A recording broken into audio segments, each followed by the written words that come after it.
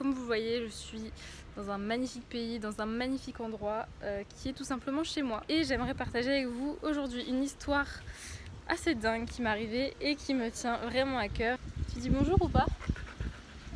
Je crois qu'il s'en fiche. Quand je suis arrivée pour la première fois dans ma maison, un des trucs qui m'a directement marqué, c'est la présence d'une famille de chiens juste à côté de chez moi. Alors évidemment, je pouvais pas décider comme ça du jour au lendemain de nourrir une famille complète de chiens. Je me suis dit bon, je vais aller leur acheter des petites friandises au supermarché. Et alors il y a un truc bizarre en Thaïlande, hein, c'est des espèces de calamars fumés ou de calamars séchés, je sais pas trop ce que c'est. Je me suis dit que pour les chiens c'était plutôt pas mal. On est passé par où pour rentrer? Évidemment par le poste de sécurité où étaient les deux autres chiens qui ne nous approchaient jamais en fait. Ma mère a dit tiens, sors les calamars fumés. Et bah il y a un chien, il est venu vers nous comme si son prénom c'était calamar fumé quoi. Et bah il nous a pu lâcher des vacances. Je pense que notre présence lui faisait vraiment du bien. La famille de chiens arrivait plutôt bien à se débrouiller tout seul, du coup j'ai vraiment décidé de m'occuper de ce calamar fumé. Du coup on l'a vraiment appelé comme ça, parce que c'est beaucoup plus facile de nourrir un chien que d'en nourrir 5 et qu'il avait l'air d'avoir beaucoup plus faim que les autres. Évidemment on se lie d'amour pour ce chien complètement adorable avec ses particularités, ses manières, sauf que évidemment vient la fin des vacances et bien sûr il allait manquer, mais j'avais peur de ce qu'il allait devenir, qu'il se fasse chasser, parce que ça c'est vraiment le truc qui se passe tout le temps et c'est logique, je comprends que les gens n'aient pas forcément envie de voir des chiens partout dans l'hôtel. Toutes les autres maisons n'étaient pas terminées, c'est-à-dire qu'il n'y a personne qui vivait ici, il n'y avait que nous et nos voisins. 6 mois après, je suis revenue chez moi avec la boule au ventre, je vous le cache pas. Je suis allée voir les gardes, je leur ai montré une photo du chien, il m'a dit suis-moi. Et là qu'est-ce que je vois? Mon chien. Vous imaginez même pas le soulagement que j'ai eu en le voyant. Alors oui, évidemment, il m'a reconnu. Dès que je l'ai appelé, je pense qu'il a reconnu le son de ma voix, il m'a foncé dessus, il pleurait, il m'a fait tomber dans l'air. C'était vraiment fantastique quoi. Et là, vous savez de quoi je me suis rendu compte? Putain, il avait un collier.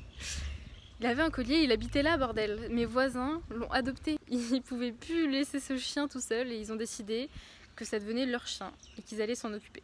Finalement, je sais pas ce qui peut lui arriver, même s'il a une famille. C'est pas un chien domestiqué à 100%.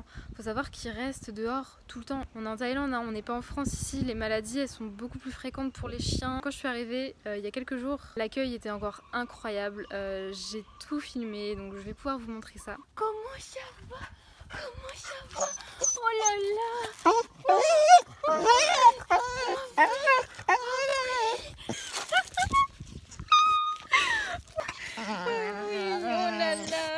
Oh là là, mais dis donc, qu'est-ce qui t'est arrivé à la peau? Donc voilà, on voit sur un des passages qu'il a des croûtes partout. Et il avait plus de collier. Qu'est-ce qui s'est passé? Je suis arrivée, je suis direct allée chez mes voisins, ils étaient pas là. Bon ok, le chien il est pas maigre, carrément il a grossi depuis la dernière fois, donc quelqu'un le nourrit. Deuxième chose, au niveau de ses plaies, en fait, il a été rasé ou tondu. Du coup, c'est forcément une intervention humaine. Ok, on se calme, c'est pas grave, il a plus de collier, ça doit être finalement pour pas infecter les plaies ou pour pas frotter contre les plaies. C'était le milieu de la journée, je me suis dit bon, mes voisins ils sont peut-être juste partis à la plage, ils vont revenir ce soir. Et bah non, le soir il y avait personne. Je savais pas quoi faire pour aider le chien parce que je voyais qu'il se grattait et je savais pas si c'était grave ou pas, est-ce que je pouvais toucher, est-ce que je pouvais pas toucher. Je me suis dit ok Elodie, tu n'y connais rien, tu n'es pas vétérinaire, ne fais pas n'importe quoi. Du coup j'ai lancé un micro appel à l'aide sur Instagram. La meilleure des choses à faire c'était de pas trop toucher, de pas faire trop de choses, de bien lui donner à manger, de bien lui donner à boire, le masser avec un chiffon imbibé d'eau un petit peu histoire de ramollir les croûtes.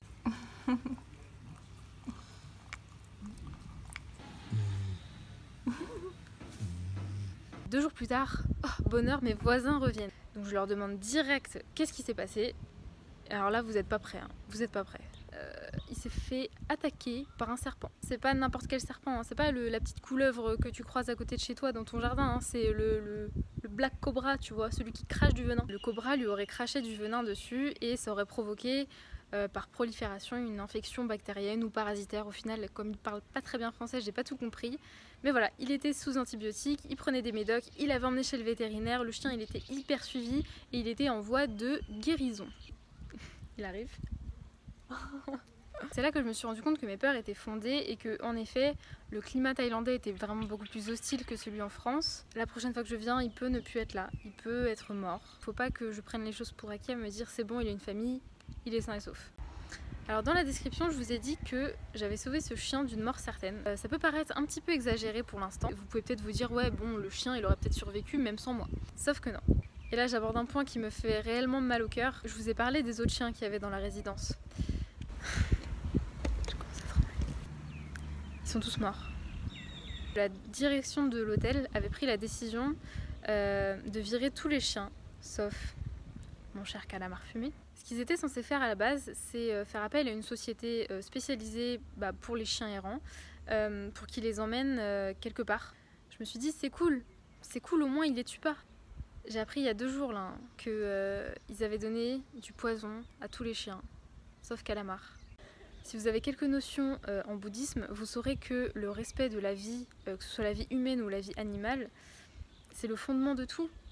Alors comment dans un pays où la religion principale est le bouddhisme, comment est-ce qu'on en arrive à ces manières? Dites-moi, je comprends pas. Je comprends pas en quoi c'est plus facile de donner de la viande à des chiens que de prendre un véhicule, de les mettre dedans et de les emmener ailleurs. Je veux dire, ok, ça fait perdre, allez quoi, 30 minutes. 30 minutes dans une vie, c'est quoi? Je vous laisse voir par vous-même ce que j'ai découvert.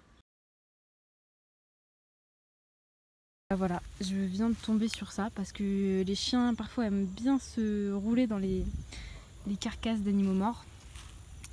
Et en fait vous pouvez clairement voir ce que je vois. Hein. On a ici un sacrum, on a des côtes, on a des os. Et on a finalement une espèce de masse avec putain des poils de chien, merde. Voilà.